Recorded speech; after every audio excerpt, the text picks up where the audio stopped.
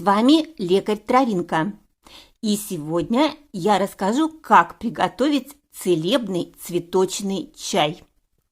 Советую посмотреть это видео тем, кто страдает какими-либо заболеваниями дыхательной системы, потому что он успешно лечит бронхи, тронхеи, легкие, кашель, инфекции и так далее. Имеет легкий слабительный и обезболивающий эффект. Повышает сопротивляемость организма инфекциям. Имеет антибактериальную активность.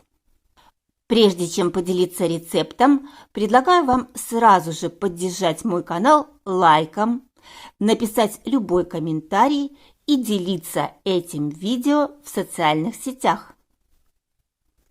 И для этого рецепта нужны цветки бузины черной. Именно цветки, а ни в коем случае не ягоды, которые содержат токсичные вещества, и в сыром виде их есть нельзя. Ну а цветки, напротив, очень полезны и не вызывают побочных реакций.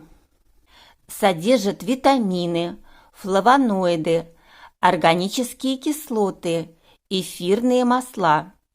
Очищают дыхательные пути от мокроты, выводят застарелую слизь из легких и бронхов. Снимают воспаление при ревматизме, полиартрите. 2 чайных ложки цветков залить стаканом кипятка. Настоять 10 минут.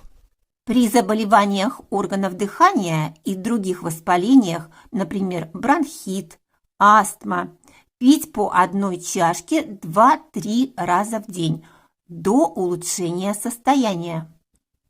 При ревматизме, полиартрите и других заболеваниях суставов принимать по половине чашки дважды в день.